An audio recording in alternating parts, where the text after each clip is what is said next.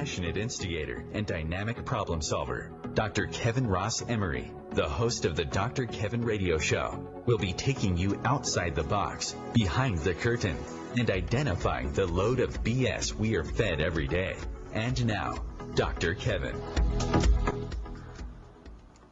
Hello, hello, hello, and welcome to the Dr. Kevin Show here on OMTimes, where we're changing the world, wait for it, one ohm at a time. Here on the Dr. Kevin Show, we like to challenge everything and everyone. Our goal is to bring you interesting guests who are doing good things in the world and kind of pick at their brains and get their opinions on things, and we run them through the standard issue Dr. Kevin questions. Do remember that today is a live call-in show, so you can call in at 202-570-7057.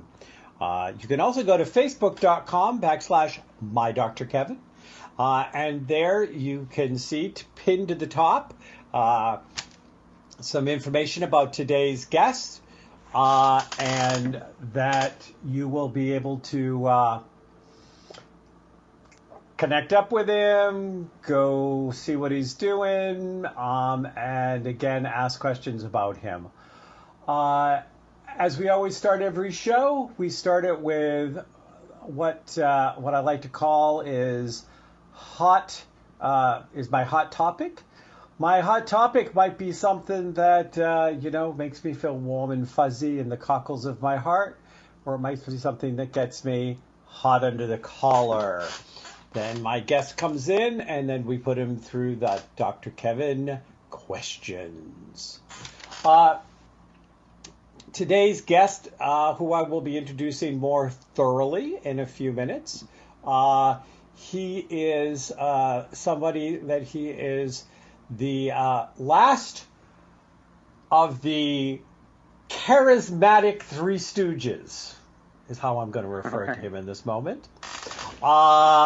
We have heard from his partners Johnny and Marcus, and now we have Joe. So we'll be introducing you more to Joe and what's going on with him, and where he'd like to take you outside the box, where he'd like to take you behind the curtain, and what load of crap he wants to talk about. Today's hot topic, however, has to do with at what price is what I'm going to call it. A couple of days ago on my Facebook feed, I posted a question. The question had no implication. It was based on an article on PBS.org.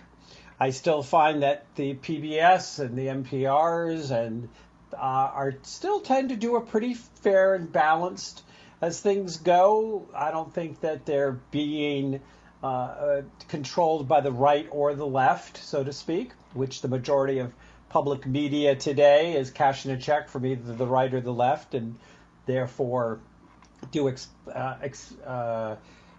media which is exploitation media. Sorry, I knew the word was there somewhere. It was just getting stuck in my teeth. Exploitation media. But I think PBS and NPR try to really kind of put the facts out there. So I put about that these young kids that were separated from their family are now being required to go into court all by themselves. I mean, no, they have a representative, somebody that they've met in the last 1 or 2 days.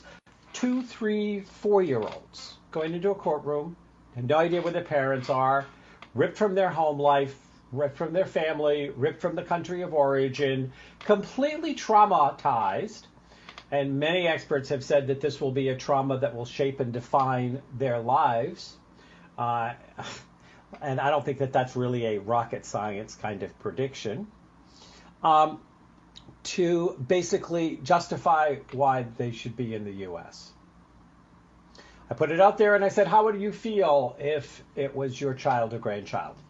I was really surprised at some of the comments that I got. Immediately, people tried to move it into a political party issue. And I can guarantee you that 3-year-old is not a registered Republican or Democrat. I will bet you my bottom dollar. I will bet you my bottom dollar that that 3-year-old also doesn't really care who is president or who's not or who's in control of the House, doesn't care why they're being used as some kind of bargaining chip, finger pointing. It's the president's fault. It's the Democrats' fault. It's this one's fault. It's that one's fault. All they care about is their 3 years old standing in a courtroom. We're having somebody that they've barely met or known trying to cross-examine them to ask them questions that are way above their pay grade. How low will we go? And does everything have to become a political issue? Can we step aside and remember that we're humans first, that we are compassionate beings, or we'd like to say we are? And I am going to pick a bone here because at one point there was some rumbling that came across as very lack of compassionate. And so I posted a little Bible quote. Now, for those of you who attend the Dr. Kevin show on a regular basis, I am a self-proclaimed not Christian, was not raised Christian, am not Christian. But when I deal with Christian people who go into a very judgmental and hypocritical place of forgetting that Jesus taught compassion and this is your ideal, your role model, and your God, and then you think that we should slug it out with a 3-year-old, that 3-year-old is somehow hiding an MK16 in his Pampers to come and wage war in neighborhoods in Idaho or Ohio, I think that you need to go back to Christian Religion 101. It may not be my religion, but if it's going to be yours, at least don't be a hypocrite about it. So that's my hot topic. How low will we go? Do we have to politicize everything? And that being said, I'm going to introduce Joe. Joe, walk right into it. What do you think? Welcome, buddy.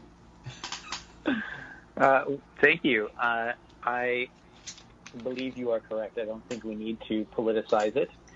And, when I was informed of this story this morning, it was a bit of a shock to me, and felt lots of emotions and things about this. And that's always an interesting position for me to be in, because it usually means that there's something to learn there. So I'm fascinated by the story. I'm really curious about it, and I'm looking to know more. Yeah, well, it's, unfortunately, because we are in exploitation media these days, you never know really what to believe. I mean, we saw the image of the 3-year-old girl crying, and we were led to believe that that's because she was separated from her mother, and her mother was actually standing there, we find out. But she still is crying because it's kind of scary. And so, what happens is everybody thinks they need to make it bigger than life to make their point, and then everybody loses credibility. There's no credibility on the left, the right. I don't know that there's any credibility anywhere anymore, because it seems like no one wants to just speak a plain, unvarnished truth that is in media or in politics. And I say public media when I say that. That's interesting. So how does that mean that we get back to the truth then? Well, and that's a good question. I mean, maybe it's one I'm going to pose to you. How do we get back to the truth? And, I think that there is an accountability, but Americans have to wake up and stop being apathetic. And they have to stop being suckers. I truly believe that we have a way too large a number of Americans that are suckers, whether they're spouting out left or right ideology, that they do it without critical thinking skills being applied, without going beyond the surface, without asking hard questions. And we've been pushed into a black and white, and nothing's really black or white, is it? Not to me, certainly. And I think that's where, when I see things like this, I look to find out more. I look to find out what all those kinds of gray areas are. What are the other variables? What are the things that I don't know that beyond sort of just the raw emotion are available to me to learn and understand? Because I think we, as human beings, it doesn't matter if we're Americans or otherwise, I think that, we all have these cognitive biases, and we are, to much of an extent, controlled by them. And when we have a strong emotional response to stories like this, I think it's also our responsibility to take a moment and process that emotion. It's not that the emotion is misplaced, although in some cases it can be. It's just that if you don't have all the facts, to me, you're not playing with a full deck, and that is a scary prospect to me. So I got a question for you, and this is just your personal opinion. Do you think anybody in Washington, D.C. is playing with a full deck? Honestly, I don't know. I think, again, it's sort of a cognitive bias to say, well, those guys over there, they're just dumb, or they're not thinking clearly, or whatever else. Whereas we, in the same circumstance, might feel differently, and we're saying we're doing the best that we can. Through my training in things like NLP, one of the sort of fundamental presuppositions, the precepts of that kind of thinking, is that everyone's doing the best that they can with the available information and knowledge that they have. And I know that, not to be naive, that everyone is going to be that way. I know there are people out there with malicious intent, but there are people out there, I think, that are genuinely trying to do good, and they're doing it in a way that given the knowledge and skills and available information they have and the wisdom they're trying to apply to any situation, is going to be, looked at in a way that really is hard for someone who hasn't walked a mile in their shoes to understand fully. And so, I have no idea about Washington. It's not a conversation I have too often with people. I tend to stay out of politics for that reason, because it becomes a hot button issue for people, and it's just not a place that I tend to go, because I don't have any real expertise in it. Well, you have at least the expertise of these other people who are representing you as an American and as a voter, and what they decide to do affects many areas of the life that you walk in. Mm. If suddenly they said, "Oh, well, we're gonna pass a law that says if you're a second or third generation immigrant, well, you got to go back because we've decided we should have drawn the line in 1950 or 1970." You can't tell, because none of us go out of this unscathed. How we choose to deal with it is a different story. Right. There's a very interesting quote by Voltaire, and it says, "Those who can make you believe absurdities can make you commit atrocities." What do you think of that quote?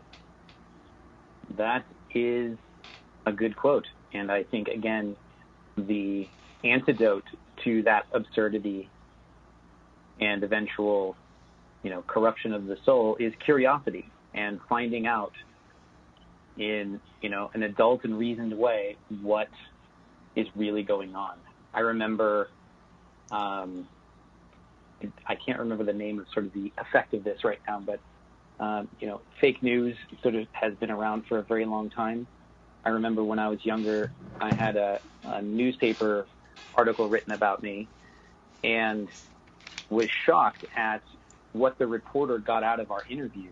But I was like, really? I am that, like, they see me that way? Did I say those things? I'm not sure. Where this kind of effect of, if you know the news story, if you're in the thing and it's being reported about you, you're like, that's completely inaccurate. Whereas we have this belief that when something's being reported, it's the objective truth, and it's like, whoa, it's a really kind of surreal thing when it happens to you, because you're like, whoa, that's an interesting interpretation of what I just said, or this facial expression I may have made, or whatever else. So, with people that can do those kinds of things, that can make you believe those absurdities, I would say guard your own mind. Make it so that you are like the premise of this show, challenging everything and continually respecting other people's differences, but also, finding out for yourself the sort of idea of trust but verify. So I'm gonna actually answer the question that I asked you about Washington. Is anybody in Washington playing with a full deck? And this is, I think, going to lead into some areas that you've studied. Okay. So what we know is there is, we're going to say, 30% of Washington that's playing with a full deck and is doing it with a lot of self-interest and very manipulatively.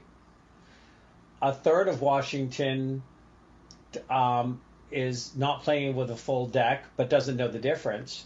And then there's a third of Washington that doesn't know what the deck is.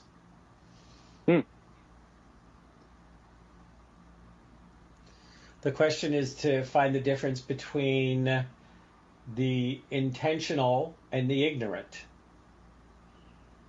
So how would you know, and how would they know? Well, I think that it comes in you have to do, how do you know? Well, I think it kind of depends. You're somebody who studied stuff, and one of my questions for you, and I'm way off track how I usually run this show, but you've been warned. I think that the question is, how do you know? Well, I think if you have surrounded yourself with a variety of people that you truly trust that are willing to tell you you're full of shit. And that on the times that they do, that you actually have to listen and then assess and really think and be willing to be introspective. I think that there are some people that only surround themselves with people that are going to always tell them that they're right, because they're either completely mesmerized or they're completely manipulating the person. But, if somebody is truly a clinical, quote-unquote, clinical narcissist, they don't know the difference. But it's our job as the American public to take responsibility for our country and to observe, because to the observer, a pattern will come out. I can see that. You reminded me of, I don't know how long this was ago, but sort of the Caesars of old would have, these battles that they would come back from, and they were, hot off their victories, and would always have, from what I've read, like a servant boy that, while the whole crowd was cheering, "You're the best, you're the best," you won the war, whatever it kind of was, he would whisper in their ear, "You're only human, you're fallible, you're, prone to mistakes." And it was something that allowed a bit of humility and a reminder that we as people all have times and places in our life where we go a little bit kind of counter to reality, and there are other people that can see those patterns outside of us. And I think if we're mature enough and responsible enough, that if we are able to listen, then we all can grow together. And I agree. I think we can all grow together if we listen hard enough and we are willing enough to look in the mirror. And, I have often said on the show, which is those who deny their shadow side will get eaten by it sooner or later. Oh, yeah. Because we all have one. But right now We what do. we're seeing is we're seeing the shadow side of America, who has engaged in horrific crimes against humanity, starting with the Native Americans and moving through slavery, all the way through the LGBTQT community, women, and immigrants have always been harassed and treated poorly when they were the first ones to come. After a certain point in our early history, because the people that were there, they were Americans, and it was an American. Being an American was a very thin veneer, and the immigrant flashed back to them that they were only one generation or two generations from the old country. They had parents or grandparents that still didn't speak really good English, or who they found embarrassing. Right. And try to listen to the music that's coming on, which means we're having our first break. I'm here with your charisma coach, Joe Holmes.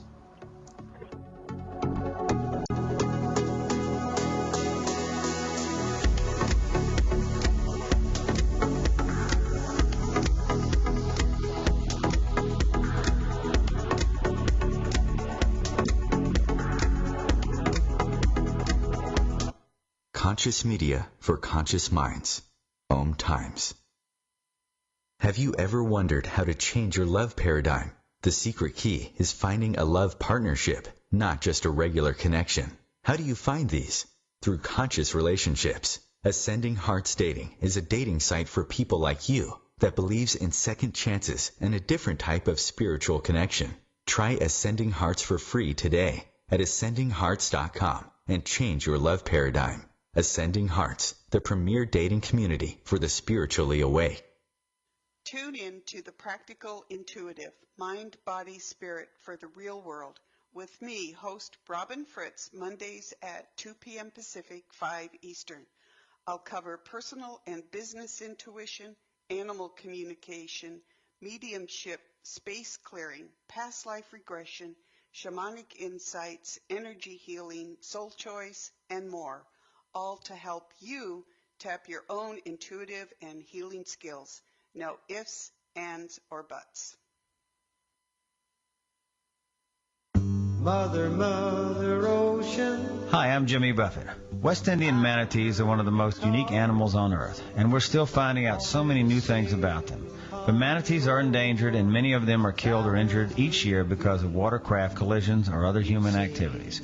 You can help save these gentle marine mammals. For free tips on what you can do, call Save the Manatee Club at 1-800-432-JOIN. Thank you.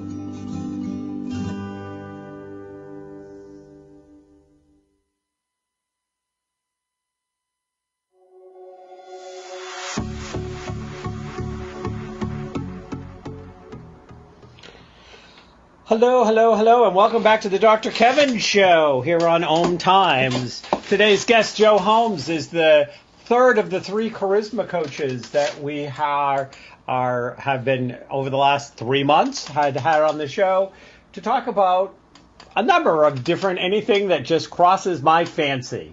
How do you like that, Joe? I love talking about your fancy. You can find out more about Joe if you come to facebook.com/mydrkevin. And there is a click link there where you can go. You can like your charisma coach. You can read more about it. Joe, do you have another website? I don't have it in front of me. I'm sorry that you'd like me to also put underneath that, or just you want to send them to your charisma coach? Well, of course, go to your charisma coach. That's something that my partners and I would love for you to see. If you want to talk to me a little bit more personally, I run a hypnosis practice. You can go to ochypno.com. It's Orange County Hypnosis is my practice, and that's ochypno.com. I'd be happy to chat with anybody, give them some help if they need it.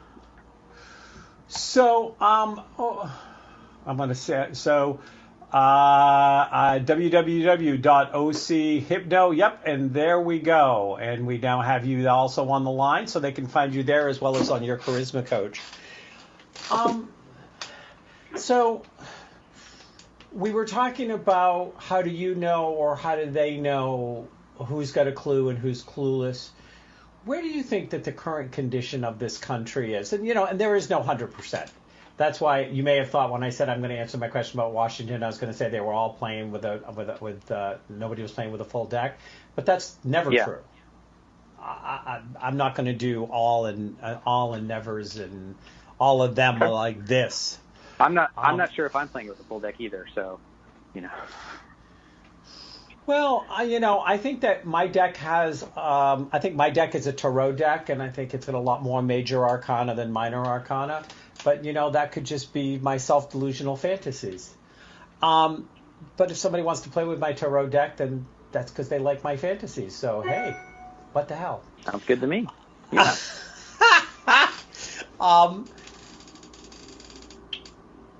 One of the things that we were talking about was, it was a side reference, but the role that critical thinking plays. Because there's this challenge that we need critical thinking skills. You work with a lot of people. You have people that come to you for hypnosis. You have people that come to you to become more charismatic, and to develop high impact and communication skills. Double your charisma. Unfortunately, if you're like me, and your charisma is at 0, 2 times 0 is 0, so I'm out of luck. But that's beside the point. Sorry, my friend. What do you find? Do you think that people are lacking in the training or the education or the understanding of critical thinking skills these days? Has that been your experience? I think that they are. And I think it has nothing to do with most people. I think it's the way that they've been educated or the lack of education that they've gotten. Because emotional intelligence is something that, we teach and I've been working with for a very long time. And, it has those two components, right? It's emotional and it's intelligence. And the two temper the other. Each one tempers the other. And I think people used to go to a liberal arts education, for instance, and the college education, liberal arts kind of classic curriculum was to teach you how to think critically. I don't know of any, and I'm willing to be informed about this. I don't know of any good places other than I just recently came across this college called St. John's College, which has a very interesting looking curriculum. If I ever get the time and cash to go there, I probably will because it looks so interesting. They take you through different kinds of thought and how thought and philosophy and critical thinking have evolved over thousands of years of human civilization. And when I think if we let this is where, like in the comment section for kind of today's hot topic, we saw people kind of go to extremes where there were people who were very much on sort of the emotion side, and there were people who were very much on the kind of intellect side. And I think any extreme is gonna have some problems there. So when you allow yourself to think critically, to question things in a not an adversarial way, but like really with a curiosity, you gain the ability to sort of transform yourself and transform the world. Because if you're stuck in an emotional state, for instance, it's very hard to think clearly. If you're also stuck in a particular position, then it's hard to feel anything when that sort of position is challenged. So if you apply both the strength of one to the other, then you get a system of critical thinking that will allow you to gently question if your own reality, but also to challenge the world and say, like, is this something that I accept? Is this something that's right? Is this something that, if I'm being represented by someone in Washington, that I want, my representative to be saying, doing, making laws about? So critical thinking, I think, is one of the more undervalued kinds of skills, and I really do believe it's a skill that we all can learn in our society today. I absolutely agree that it's a skill that we can learn. I look at it not as a duality, but a triad that I draw from, which is intellect, intuitive, and heart or emotion. We have documented for hundreds, thousands of years that inventors, scientists, in all fields, in all areas, over and over and over and over again, we hear they suddenly had an intuitive leap. They suddenly got it. Suddenly there was some magic insight. And of course, I've been doing professional psychic work since the late 70s. And so it's I'm curious. I'm curious how you define intuition, because I'm looking to add to my model of if I have intellect and emotion and I want to add intuition in my life, how would I do that? Let me see. It could easily start with attending my psychic development class that I've been teaching 25 years all over the world, but probably that's not going to happen. I'm happy to come. First of all, it is understanding what is the block to the fact that children show intuitive insights and speak about things that they know not of intellectually or is far beyond them, and we breed it out of them by our obsession with the intellect. Yeah. There's a heavy emphasis on sort of the logos idea, and we've lost a lot of that mythos as well. But yeah, I understand what you mean, I think. The little kid that said, that suddenly is jumping around and going, of course, back in my day, the phone was on the wall. I'd be like, oh, I want to talk to Grammy, because the phone's ringing, and you pick it up and it's Grammy. But, They do it all the time. The people that they're connected with, they know when they're calling. And this was before you can see this. I mean, that's not my personal psychic story. I mean, my personal psychic story was my grandmother told me I was psychic when I was 4. Because I told her what she looked like when she was my age and what the name of her best friend was. And then I, and how she wore her hair. And then I sang her the song they used to sing when they played together. And all of it was spot on. So that's really interesting, because you're saying, you said before that this essentially gets trained out of us. Is what you're saying that everyone has this ability? Oh, yeah. Intuitive, awesome. Intuitive is just like the human version of instinct. I mean, we've got the crappiest instincts on the planet of all the other animals. If there's if there's a fire, we run into it. We don't run away from it. If there's a storm and a hurricane, we get a surfboard. And then wonder why we drowned. I mean, but the higher vibration, so to speak, and I say that gingerly, but the human version of instinct is intuitive. It starts with that mother's gut feeling. I just knew something was wrong. I can't tell you what it was, but if it's more developed, it's like anything else. Psychic's like a muscle. The more you use it, the stronger it gets. So if you allow your intuitive to ask questions that your intellect never would have thought of, or go places that your emotions might never have allowed you to go, you then add depth to your critical thinking skills. Yeah. One of the ways we kind of do that, a little bit of that, to us it's kind of a bit of a more advanced technique, but we'll have two people stand in front of each other and just look at each other and start saying, statements about the other person. And at first it's like, oh, you have brown hair. Okay. And then the other person is to say, thank you.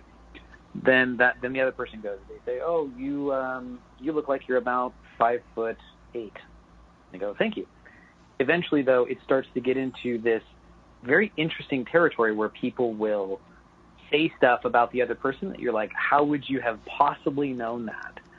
And it becomes this really intuitive thing that I don't know exactly how it works, but it does produce some very interesting results. Well, if you and Larry and Curly, ever want to do something on the East Coast and you want to throw in a psychic wild card, just let me know. I do. I think you guys would be fun to play with. I think a wild card would be warranted. So, I'm the problem in this relationship. Then, what'd you say? I'm sorry. I'm the Mo in the three of them. Oh, you're the Mo. Okay. Well, the interesting. Am I? Well, because you said Larry and Curly, so. Yeah. Well, the first time I called you Shemp, but the same thing. There was Shemp and then there was Mo. So one of the things here is that all of it, what your heart tells you, what your head tells you, what your psychic tells you, and you can even throw in both unconscious and subconscious because we all know more than we know until we think about it. But, they're all just more information with which to make better decisions, and our job is to take all the information in and then correlate it to make the best decision in the moment based on our intention and our motivation of why we're trying to make a decision at all. But if you don't know that, oftentimes, as you said before, in our first segment, we just give away to our, I'm going to call them cognitive liabilities. They can be liabilities, but they're also, they're useful heuristics for thinking. So it's, when it's like I've trained this kind of thing for a long time. So when I see it happening to me, I've gone like, ooh, okay, that's an interesting thing to pay attention to. For many things in our lives, though, we just don't have to think about it. It's useful shortcuts, and for the most part, our brains get it right, and we don't have to think about these kinds of shortcuts. But they can be, like you said, liabilities in certain circumstances. Well, and I think that the liability is when we're lazy. I mean, one of the things that I teach my clients, my students, is the brain never has to get old. The brain gets old because of repetitive behaviors where it starts to atrophy because we're not using it. Right. Same habits, same patterns, same stuff. We can keep our brain young. We're going to set aside illness from that statement or disease. But we can keep our brain young if we choose it. But the way you keep your brain young is curiosity, questioning, accepting nothing at face value all the time. So I know that at any minute now we're going to start hearing the music, but I would like you to and we have about 30 seconds and then they can't hear us. And here comes the music. We'll be right back with Joe Holmes. I must be psychic.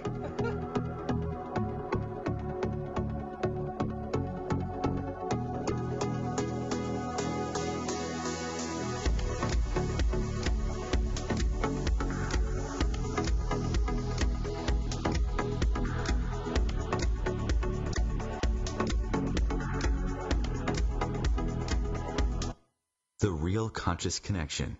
OMTimes Radio. IOM FM.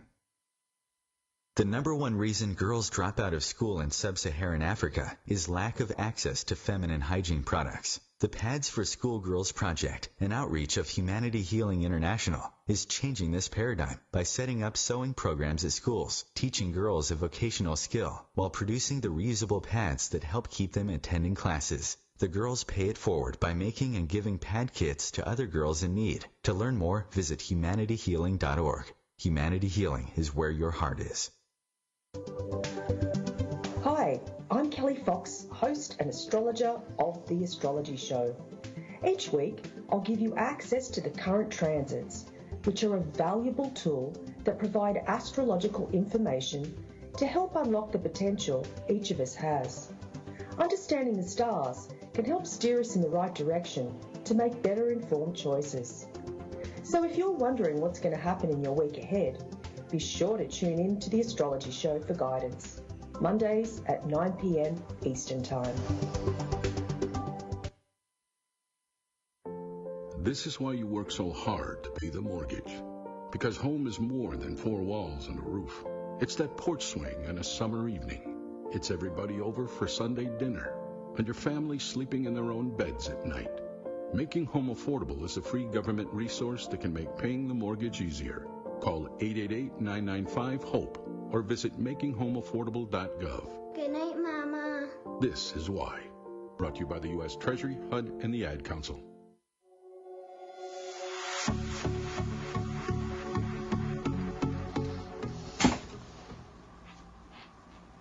Hello and welcome back to the last segment of the Dr. Kevin Show. We've taken everything off script tonight. It started because I had invited a very vocal, when they could hide behind their typewriter and say less than pleasant things at times, people to call in on a live show and continue the debate on a Facebook post I had. And no one has called in. Imagine that. Yeah, that happens. Imagine that. Yeah. People like the somewhat of the, I'm going to call it the anonymity, I guess, to a certain point of Facebook, because there are things they say on there that they would never actually say if they were looking you in the eye. But that being said, it's turned into a very interesting and different show, and I'm always all about new, interesting, and different. So, well, keeps the brain young, right? Keeps my brain young. So, anyways, I am talking to Joe Holmes. Joe is your charisma coach. He is part of the triad that we've been talking to, of Johnny Dupree and Marcus Oakley. And we talked a lot about charisma with them, and I said I wanted to have some different conversations with you because people can go back on OMTime and they can get all of those shows and they can hear them and they can still listen to them. Yeah, they were great shows. Johnny and I had a great time. Yeah. We got off. Yeah, well, I did Marcus first. So doing Marcus first, we stayed a lot on script, so to speak, simply because it was all new information. So you won the lucky straw of being the one that I'm giving the least amount of time to talk about your charisma coach about, because we've heard it. Well, that's okay. So, I've been having a good time today. So talk to me about Chasing Limitless. Chasing Limitless is a old brand that I'm not a part of. Because it's still on your website. That's why I mean, it's still on your Facebook page. Oh, well, I don't go on Facebook very often, so I'll have to update that. But let me say what Chasing Limitless used to be is something that you're familiar with. Was a project I did a while ago. That the original name was the Superhuman Project. Yeah. And you're more familiar with that kind of name for it. Some friends and I came up with the idea that people really wanted to be sort of more superhuman in their lives, and the Chasing Limitless kind of name evolved out of that when some other friends of mine took the idea and ran with it in their own direction. Wonderful people, and I wish them the best, but I'm not involved with it. But essentially the premise is that we all have these kinds of abilities. I know nothing, say, about like intuition, psychic, that kind of stuff, whereas you've been doing it for 25 years. Had I still been doing that, I would have added your kinds of things to that group of amazing people. And we developed a bunch of different kinds of programs, from sort of memory enhancement to, charisma being another one of them, kind of personal magnetism, and all kinds of stuff. So that's a idea that I've had for a long time, and it's it'll probably come back in some other form. But for now, I'm on a mission to sort of connect the world, connect everybody to their own personal, gifts and power, as well as connect each other, because we all have something to offer each other, I think. And your charisma coach is the way that I'm kind of focusing my efforts on right now. Yeah, because that's how I originally met you. That's I don't right. know if you, I don't know if you remember actually that we actually met or not. I'd never assumed that I'm that memorable. But we met at a conference called CEO Space. Yep, that's where we met. Yep. And kind of stayed on the periphery of each other because there was some conversation about kind of sort of getting me involved, but I had too many things on my plate way back when. So when this when you kind of came back up on the screen, I had nothing but fond memories of you. So I was like, yeah, this is great. Yeah. Same here.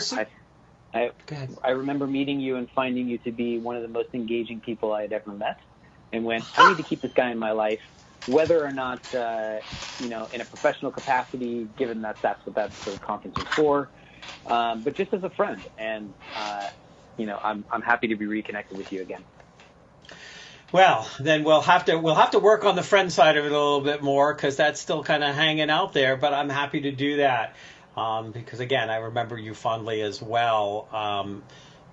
Interesting and a bit dry in your humor. That's me, and that's something that I have to say about sort of if you listen to the other episodes with like Marcus and Johnny, you'll notice that they're very different than me. And I want to make it clear to everyone listening that charisma is something that is individual. It's something where it is not a formula that we teach. It's not a you have to say this thing and that thing and be this kind of way. There are tons of charismatic people in the world, but they express it in their own way. So I prefer will totally admit I'm heavy sort of on the intellect, the dry humor, the kind of, I'm a bit more sort of the serious person of the three of us. But they, like Johnny is the more sort of intense and extroverted, and I'm like way more introverted than Johnny for sure in comparison. But I think Johnny's like 17 notches above the rest of most of humanity on that scale. And Marcus is the one that's kind of like the funny guy. And I was going to say, Marcus is the class clown.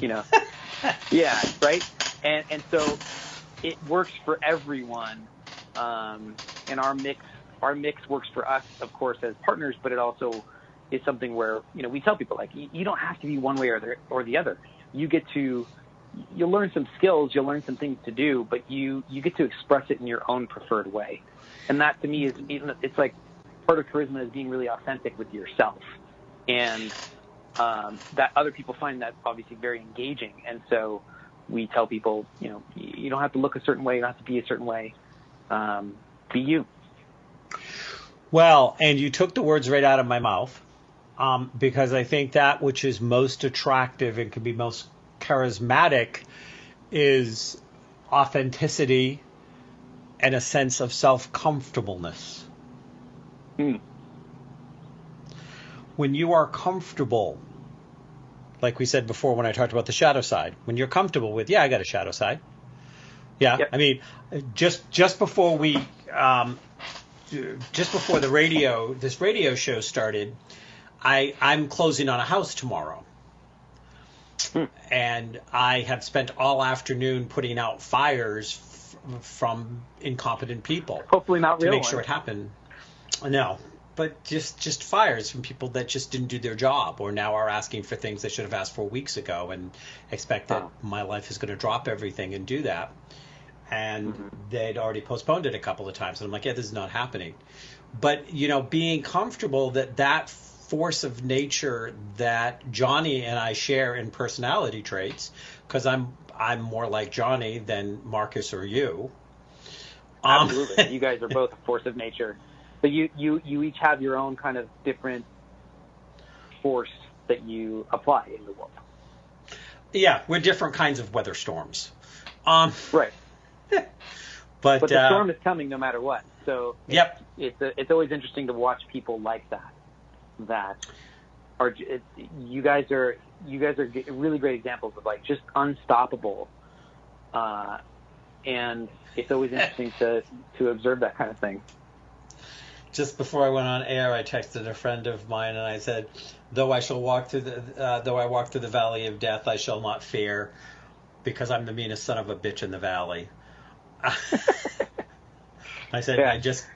I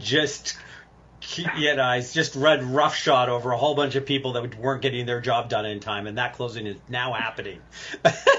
Very good. Yeah. But ownership is so important. Mm. You with your dry sense of humor, you with your insightfulness. You're a very insightful person, Joe. Thank you. And you see and you cogitate and you weigh, and then you present things in ways that don't make people feel necessarily like they're being attacked or criticized, but more like they're being supported. That's a fantastic summary of kind of the way that I try to live my life. Well, I would say that and I'm certainly not perfect at it, but I do what I can. Yeah. So, charisma. Mm-hmm. Charisma is neither positive nor negative. It is energy which one wields in the universe, either well or poorly, Yep. but wields. Yep. Mm-hmm. What do you do when you run across somebody who is wielding charisma in a negative way? For power over, or to manipulate, or to control, or to benefit off the almost hypnotic qualities that charisma can have? Yes, that is a fantastic question. So years ago, I learned about hypnosis in particular, and my teacher, a guy named Igor, told us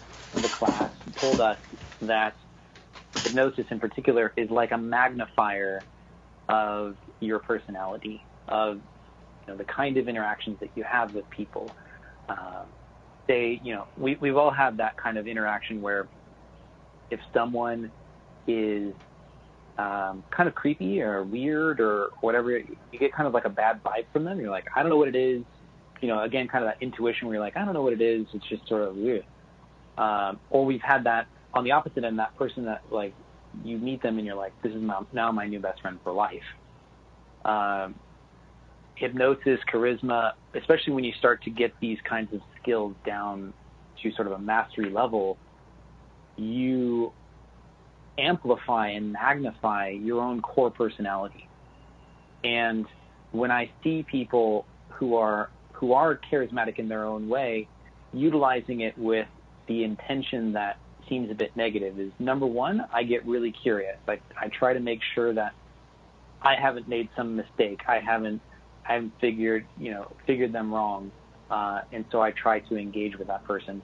But I also then realize that usually that kind of person, because their charisma, their, kind of hypnotic personality is so kind of outsized versus sort of the average kind of person, they tend to have such a negative response from the world that in many cases, not all of course, but in many, the world sort of takes care of those people. Does that make sense? Like, where people have such a negative response to them that tends to take care of itself, sort of like in physics, how every reaction has an equal and opposite reaction.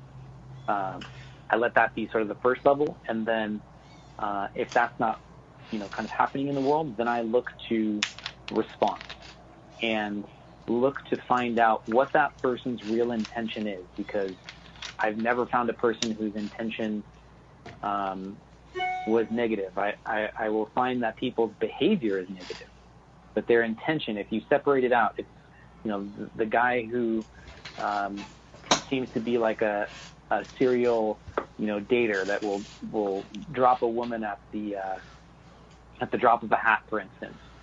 If you look at his real intention, and again, this isn't everybody or whatever, but I had a client like this recently. He would break up with women who were wonderful women to him. There was really nothing wrong with them, and he kind of knew this intellectually, but he's like, I can't keep them around. I don't know. I sabotaged the relationship. Figuring out what was going on was that he's like, the behavior is not something I want to engage in. Figuring out what was going on, though, his intention was not to get hurt.